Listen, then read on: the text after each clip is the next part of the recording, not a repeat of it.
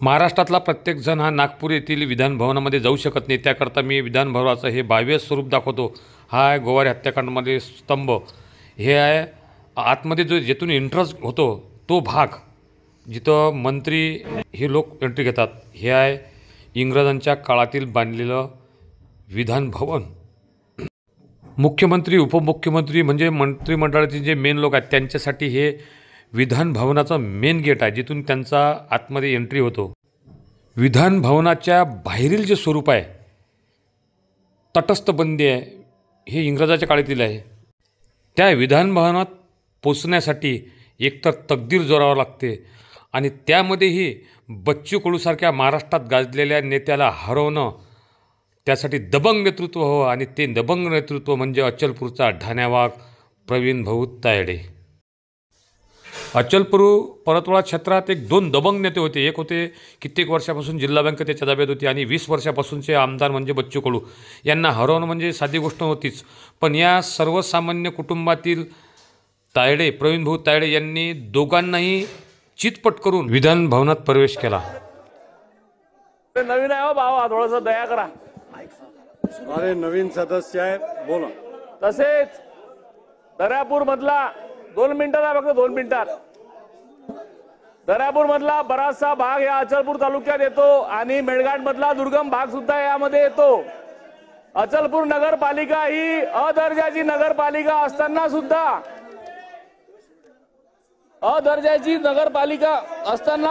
तिथे नगर परिषदेची इमारत सुद्धा जुनी झालेली आहे. याच्याकडे शासनाचं मी लक्ष वेधू इच्छितो.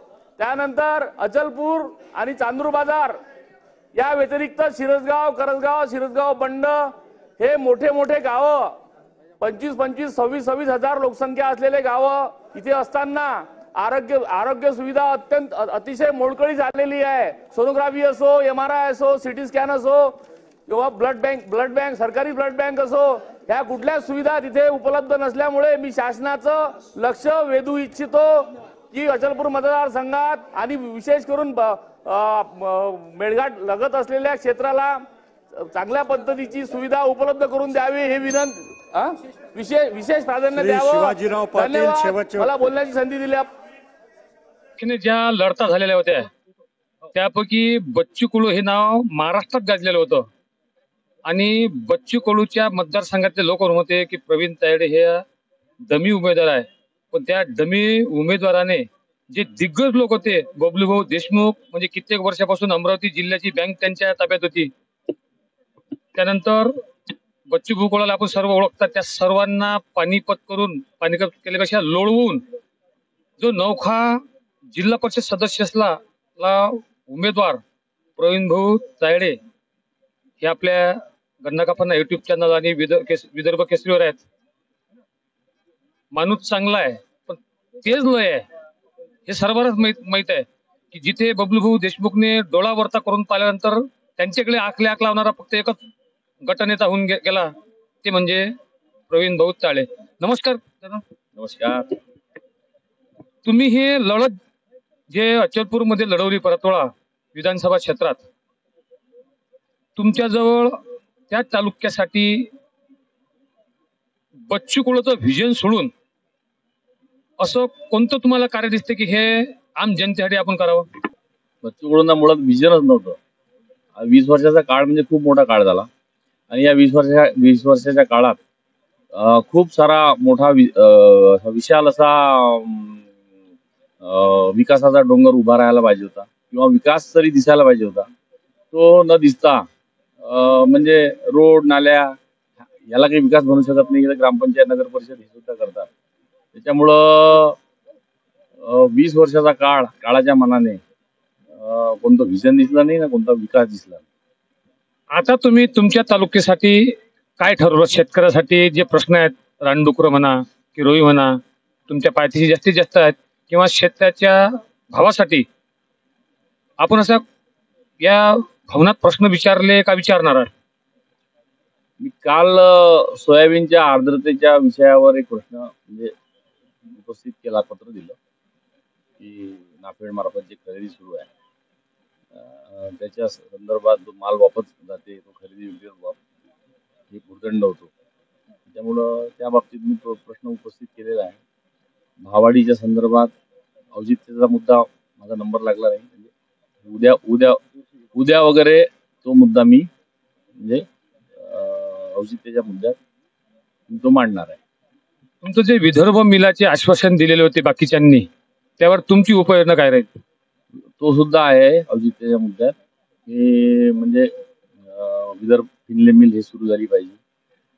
एकमेव मिल आहे ते की प्रॉफिटमध्ये बंद झाली. प्रॉफिटमध्ये असताना बंद झाली आणि 15 कामगारांच्या तिथे आत्महत्या झाल्या. 900 कामगार यांना 2-2.5-3 वर्षापासून पूर्ण पगार नाही.